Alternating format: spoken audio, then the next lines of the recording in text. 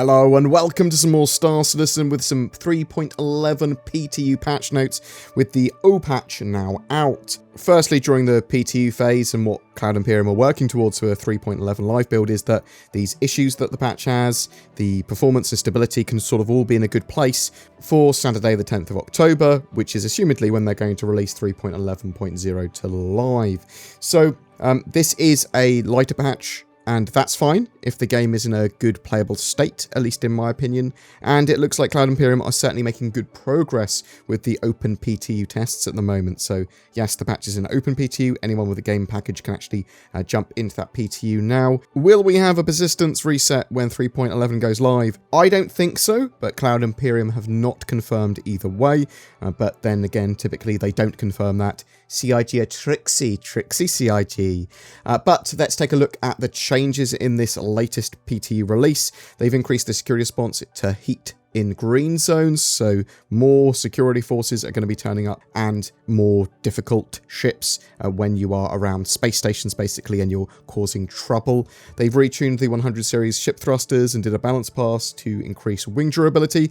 It appears that the 100 series is a lot more powerful thrust-wise than it was before. Its top speed remains unchanged though. Bug fixes, so ships and vehicles should now correctly be stored and retrieved at Platinum Bay outposts when they're cleaned up or when the player selects store via the ASOP terminal. They fixed an issue that could cause AI spawn to sometimes become duplicated. Now, this is one of the issues that we were having that was causing a lot of server and client performance issues. So they're just trying to get stuff cleaned up properly, and it's sensible for them to do so. You don't want stuff duplicated. You don't want these ships not being cleaned up. They need servers to not degrade as quickly, and the longer they can draw that out for, the more stable and the sort of better gameplay experience players are going to have before there's a server crash or whatever. Looking up in the Vanguard's turret should no longer cause the interface to blur and the screen to darken. Interactive prompts to trigger mining consumables should no longer be missing from the Prospector cockpit. They fixed a viz area issue causing the character to become invisible when looking at it from inside.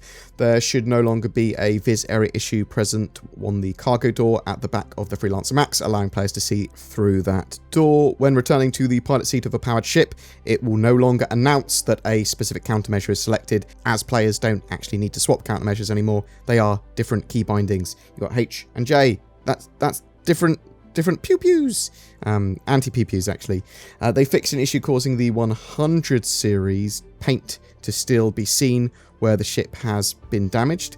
The chaff countermeasures should no longer appear with placeholder chaff text on the ship flight HUD. The cycle missile type key bindings under flight missiles and launch flare under flight defense should no longer be listed with placeholder text. Launch chaff should no longer be listed as deploy noise field under the defensive key bindings as well. Players should now be able to fire their primary weapon when joining a Star Marine match without having to switch weapons first. There should no longer be several large assets inside the main building of the Good Doctor Star Marine map, blocking paths and clipping through objects. They fixed an issue with Star Marine Elimination and Arena Commander Battle Royale, causing players to be on the same team and award team kills for attacking them. Night Cycle and Wind should no longer cause temperatures on Calliope, Clio and Euterpe to drop to absolute zero. Player eyes should no longer be excessively reflective in the FOIP calls, and they fixed 2 client crashes, 2 server crashes, a server deadlock, and a back-end services crash. There are only 10 known issues listed left for Cloud Imperium to get through. Crashing and destroying a ship on the assigned landing pad leaves that ship unclaimable via the ASOP terminal. This may require a recopy of your entire account to recover the ship. The trading kiosks inside the Trade and Development Division building cannot be interacted with. When retrieving ships at New Babbage or Lorville's spaceport, the UI telling you that what hangar your ship is placed in is missing. Mission givers are leaving their designated areas and wandering around. Global chat is unavailable in the Visor HUD. Characters can be 2 different skin tones and not the gender they picked in the character creation screen. The player is unable to auto-land within some hangars in New Babbage. Ships landed at Lorville cannot be stored. Purchasing Oxy or med pens from the shelf doesn't actually give you those items in your inventory, and in prison players can log out, customize their character and respawn in prison while wearing their default flight suit and have a gun, which is not intended. The most important thing here is to make sure Star Citizen doesn't constantly crash and disconnect people, and that there aren't bugs that are preventing you from getting your ship moving around the universe and completing missions. There's the hope that, for me at least, that Alpha 3.11 will get PvP and ship combat in generally a good state, so people will find that enjoyable and not frustrating, just like, well, everything's desynced and horrible and missiles are overpowered. There's a lot of changes going in there to hopefully make that gameplay a lot better. Could we have any surprises for 3.11? Yes, it's possible. We'll have to wait and see what Cloud Imperium have for us, hopefully on Saturday the 10th. But what do you think? Could we see a straight-to-flyable ship or vehicle with 3.11 live that hasn't been announced? Do you think the lighter patch could mean that Star Citizen is maybe in a more playable state than previously, as they might have had more time to get stuff a little bit more nailed down and there's not a load of new mechanics that are causing a lot of problems? Or do you think the fact that they've got this new heat system and the new security systems, and they've got all these turrets around space stations and that sort of stuff, could that cause a load of issues? Are you disappointed there isn't a CitizenCon this year? What are your thoughts? I'd love to hear from you in the comments below.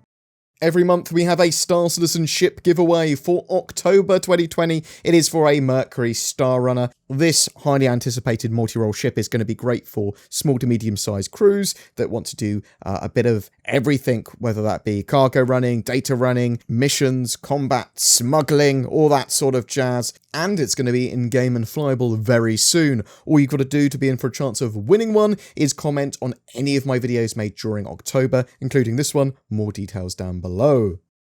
What am I shilling for today, I hear you ask? Do you hate it when people steal all of your money and your house over the internet? I know I do. NordVPN may have been invented by wizards to help protect your personal data from the prying eyes of the dark web, a sinister cabal of technomancers that grow in power the more they know about your browsing habits. The true story of NordVPN's origins are unknown and lost to the ages, and without using facts, no one really knows how it provides more accessibility to otherwise censored websites or a safer security experience for all that use it.